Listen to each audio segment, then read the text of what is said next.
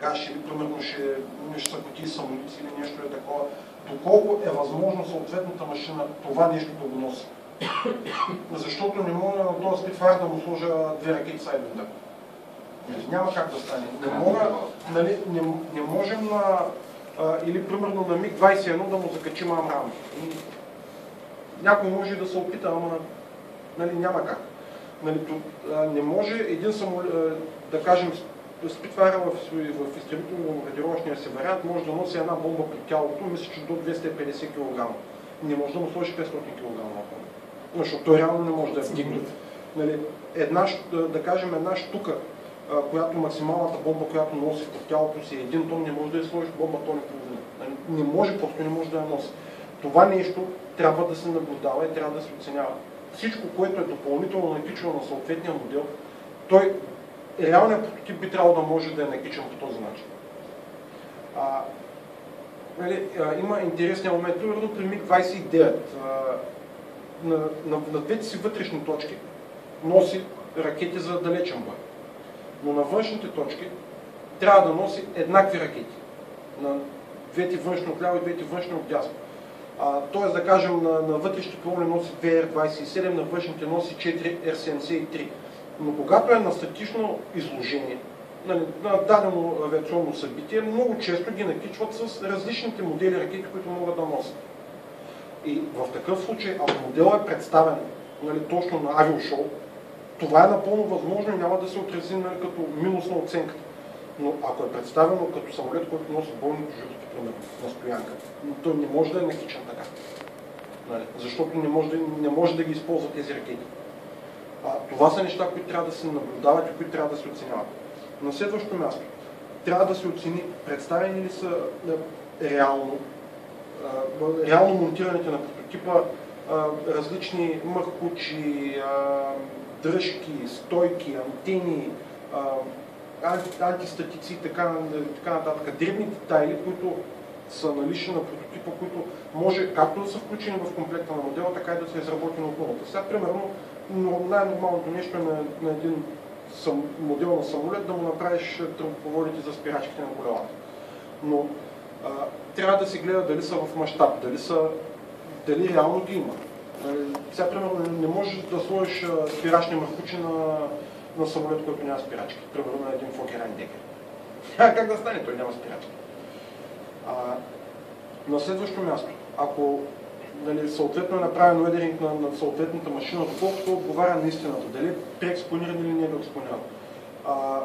Това ще рече, както го споменах и преди малко, не може машината да си е представила в Африка, пък да си я зацапал все едно зад полярния кръг.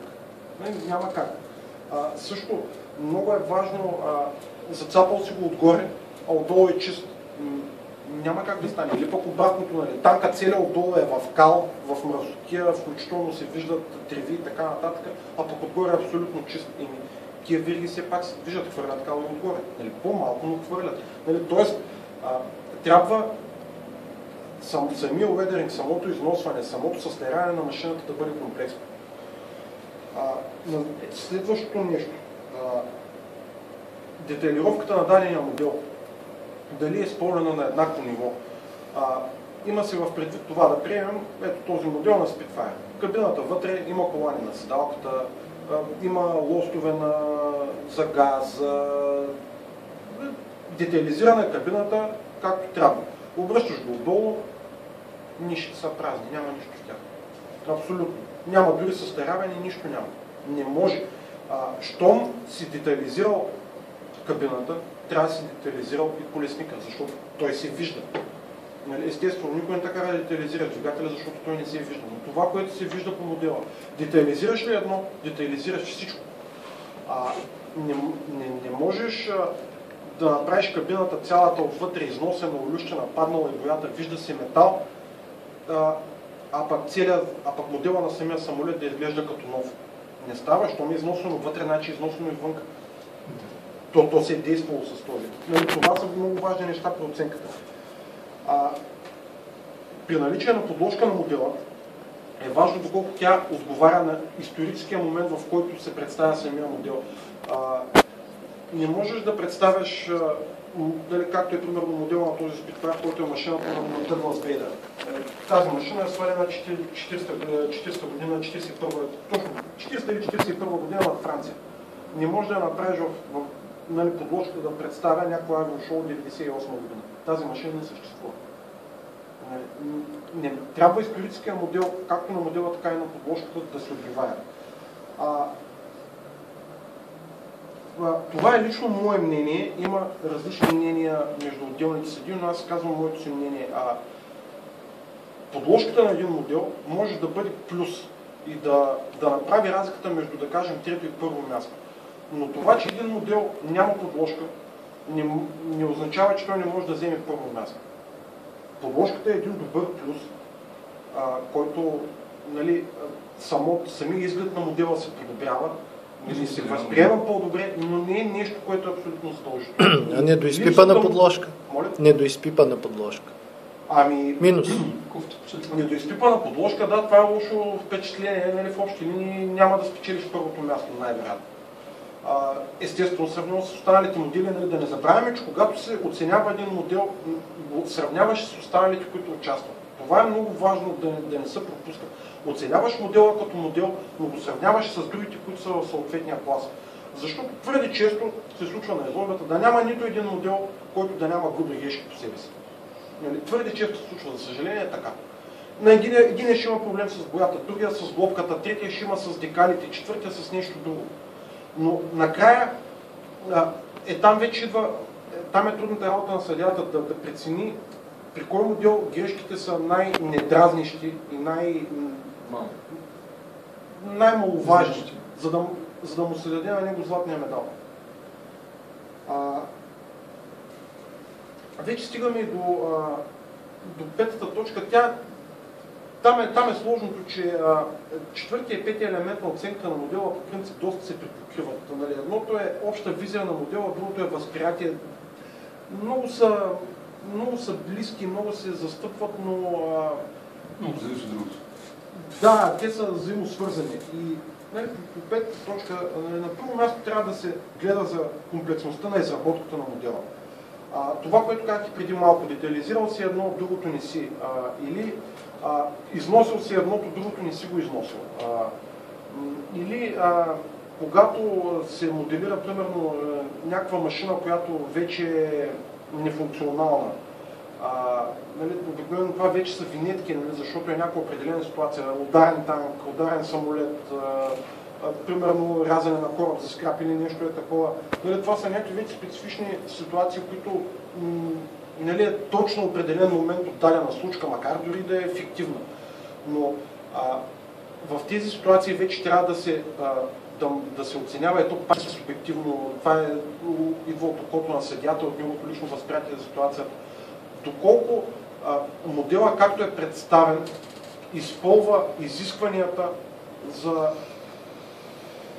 представяне на една реална ситуация, умалена примерно 48, 72 или 32 пъти. Значи, понеже не изтича времето, ще се опитам набързо да приключа. Има някои, нали, когато става въпрос за съдийска работа, си има някакви специфики, които трябва да се познават както от съдиите, така не е лошо да се познават от моделистите, които участват в производството, защото това е някакъв плюс да знаеш какво е специфичното в работа на съдиите. Може да си някакви точки да се добавиш, така да го кажа. Много е важно да се разбере следното, че всеки един моделист оценява собствения си модел от собствения си поглед.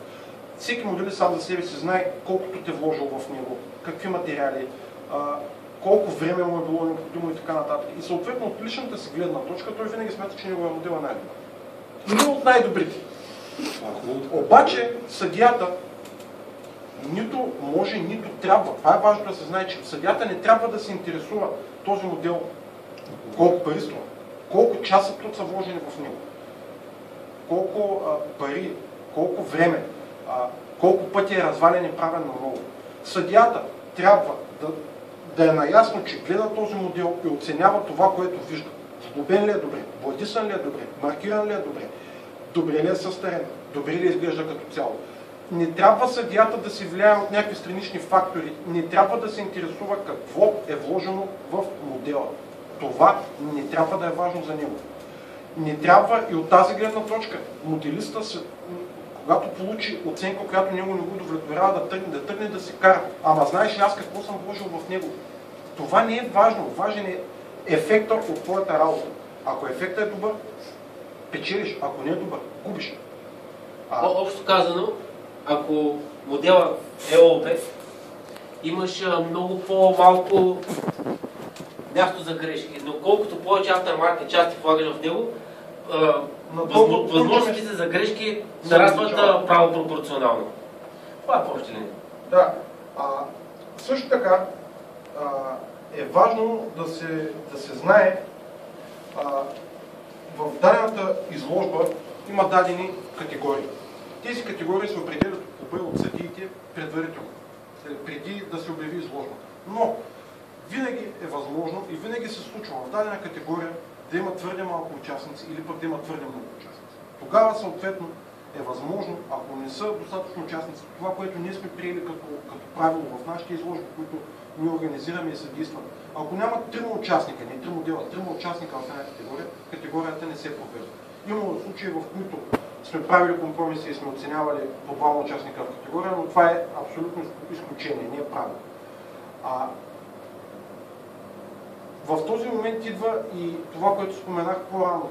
Съдийската комисия и организаторите имат пълното право, когато един участник запише един модел в една категория, те да му сменят категорията, защото смятат, че по-добре отговаря на съответната категория. Или съответно това е задължително в случай, ако една категория е била много широка, има много участници и се разделя на подкатегории, за да бъде по-точно оценяването, нали, да има някакви по-збити критерии.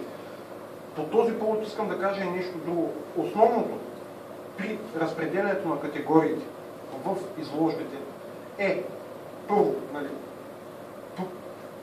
първо го казвам, но то не е първо по важност, то е еднакво важно заедно с другото, което ще кажа. Моделите, категориите им се разделят по вид техника и по мащаб.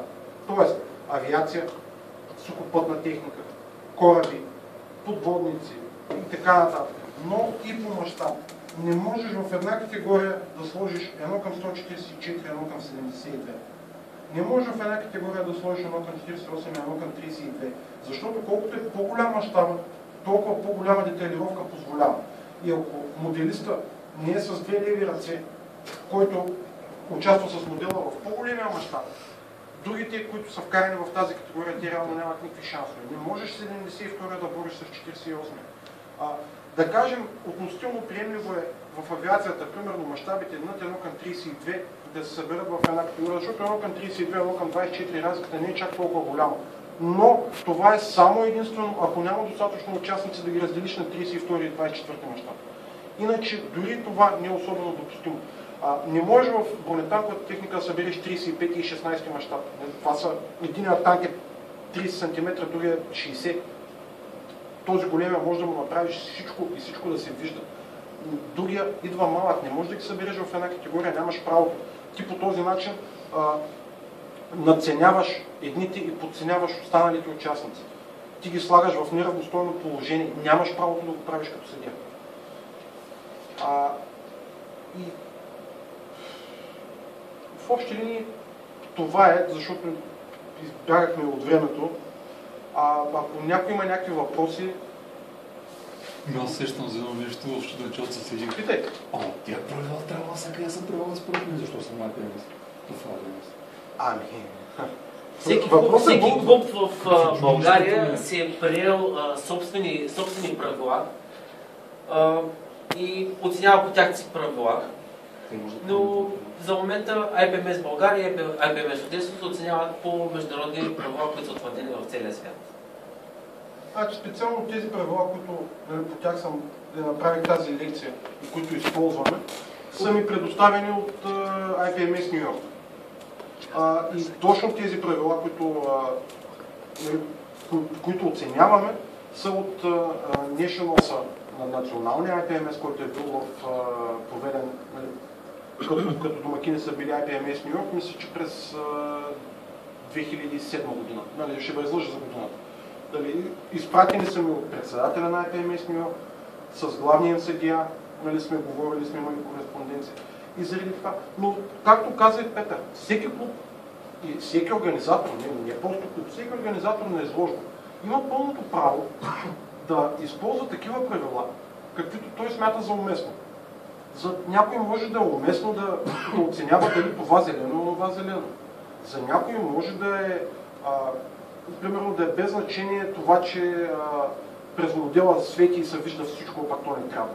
Нали, но всеки има правото и не е длъжен да използва ничи чужди правила. Това трябва да е ясно. Никой на никого не трябва да налага правила. Защо аз използвам тези правила, трябва да ги използваш и ти? Не. Нали, целта на тази беседа е да обясним как се оценява в IPMS. Не да налагаме на някакви правила, не е нещо такова.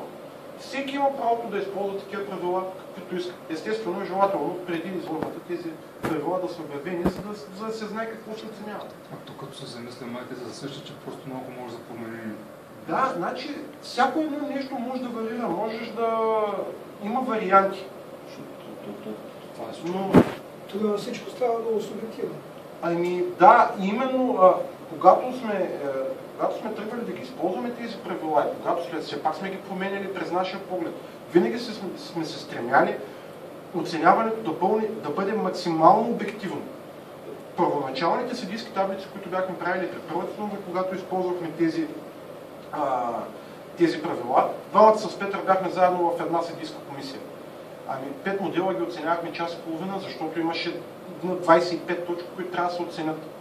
Нали, там вече няма как, нали, субективният фактор не играе, но просто пък вече се отнема твърде много време, за да може да се оцени всяко едно нещо, точка по точка, точка по точка, толкова точки, после смята и средно аритметично и така нататък. Нали, заради това правим всичко възможно да избегнем от субективния фактор, но да си признаем, че от субективния фактор напълно никога не може да се избегне. Но се стараем максимално да го избегнем. Други въпроси? Някой нещо, ако му е станало интересно, нещо ако... Да, не е супер интересно. Не, става въпрос нещо да е останало неразбрано, нещо недоизказано, нещо, което е интересувало, пък аз не съм казал. Може да съм пропуснал нещо. Убеден съм, че съм пропуснал нещо. Смяташ ли, примерно, че трябва хората, които приемат моделите първоначално, нали смисъл, аз съм участник и оставям си модела за изложба. Този, който ще ми приеме модела, би ли следвало да носи ръкавици? Или би следвало да го опипа с мазни пръсти? Да му се доверя? Може да... Ако питаш въпроса, съдържа отговор. Защото на много места, аз знам, че нали все пак съдията би следвало да е виждал модели, да е правил модели, да се отнася нали, внимателно към тези неща. Обаче аз не знам той дали е ял мазни банички или нещо друго предварително. По право не трябва да пипат моделите. Един модел трябва да се гледа на не по-малко разстояние от 60 см. Не трябва да бъде опипан, защото след като моделиста го поставя в тази поза, в която да остава модела си, той трябва да бъде гледан на този ъгъл. Най-много той трябва да се хване на подложка и да се завърти. Крайно недопустимо е съдиите да пипат моделите на моделиста, защото било то и с ръкавици. Ръкавиците могат да остават някакви, ако са помощни, могат да остават бласинки. Да, може ли, примерно, ако евентуално с латексови ръкавици, нали, и когато е желателно моделите да се пипат по изходящите ръкове, ако е самолет. Значи, примерно това е този вариант. Недопустимо е, както на една българска изложба, съдията хвана модела така и почне да го глежда без ръкавици, без нищо. По този начин той може да наруши природността на самия модел, може да остави мазан отпечатък и така нататък. Това е крайно недопустимо. Само нещо да вметна за това, че моделът се гледа от разстояние. Това важи, когато се оценява вече общата визия. Но когато трябва да огледаш модела за дефекти, няма как да не го гледаш отблизо. Става въпрос за дефекти по сглобка, по такива неща. Лично аз съм противен на това някой да пипа моделите. Не става въпрос за пипане. Какъв ти да е начин? Не става въпрос за пипане. Има си достатъчно инструменти, примерно за болекарско огледалце с фенер, че може да, което е ползвано, което е по този начин избягваш фигурата на модела. Значи моделиста е най-желателно, той да си остави модела на казаното за това място. Всъщност има нещо много важно, което пропуснах да кажа. Едно нещо трябва да се знае. Оценката на съдията е крайна и не подлежи нито на обжалване, нито на промяна. Но, ако даденият моделист, независимо дали е доволен или недоволен от оценката си, но отиде и попита съдията, защо съм получил такава оценка или, нали, кажи ми, къде съм сбъркал или нещо такова. Съдиите, или поне аз винаги съм го правил, никога не съм отказвал отговор на такъв въпрос. Стига да не ми се карат. Когато не се карат, естествено, нали, защото в крайна сметка аз съм взел някакво решение и няма да го променя. Но, винаги, когато някой е дошъл при мен да ме попита какво ти хареса, какво не ти хареса, защо, нали, примерно съм на трето място, а не на второ или на първо, защото аз смятам да кажа, че трябва да съм на второ, нали, аз винаги съм давал обяснение, нали, кое на мен не ми е харесало, кое съм видял като грешка и това, ако, нали, моделиста има достатъчно желание, ще го използва за следващата изложба като плюс, защото ще знае с какви грешки да наблюдава. Нали.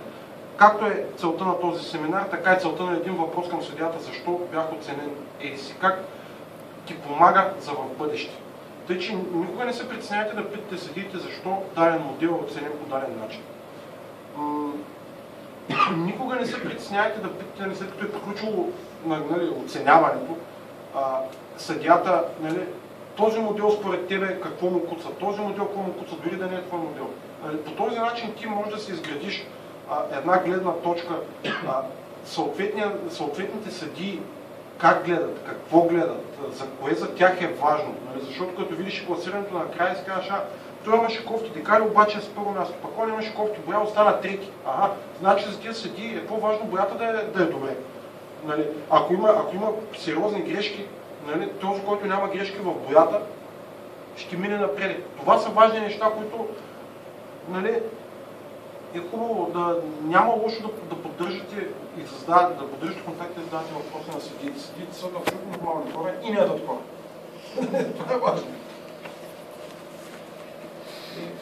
Защо се използват за професионалното фенер, че огледалци такива лупи използват се някакви подобни неща? Не, лупи не. Лупи не. Огледалци, съответно за болекарско и фенерче. Ами, благодаря ви много за вниманието. Това е нашия кратък семинар. Надявам се да ви е станало ясно на всичките. Благодаря още един път за вниманието и за участието. И надяваме се тези семинари да станат традиция. Това да не е само първи и последен семинар, ами ако имате някакви предложения за да се друга провеждат тематика. семинари на други тематики. Аз предлагам за хартийни модели, примерно. Да се каже какви са критериите. За хартийни модели? Какви ще бъдат? Да. Там е доста трудно, защото двете основни течения в хартийния моделизъм, не знам сега, сега ще говоря директно, лично от моята гледна точка, без да нали, не толкова от името на IPMS, колкото от моята гледна точка. Аз лично картонените модели ги разглеждам както разглеждам пластмасовите модели. Тоест, нали, това, което знам като правило в навига за картонените модели, че там трябва задължително да се личи, че е картонен модел. Нали, тоест, ръбчета, такива неща трябва да се виждат. Лично моята гледна точка е точно наобратно. Модела трябва да се изглежда като модел, нищо, че материала е хартия, не трябва да има ръбчета от сгъвките, нали, трябва да са плавни сгъвки и така нататък. Нали, говорим за модели, да кажем, на кораби, на самолети, на танкове и така нататък. Сега една къща, къщата се е рабата. Нали, тъй, че там проблема с ръбовете го няма. Могат ли да се съпоставят хартини? Не, то си отделна категория.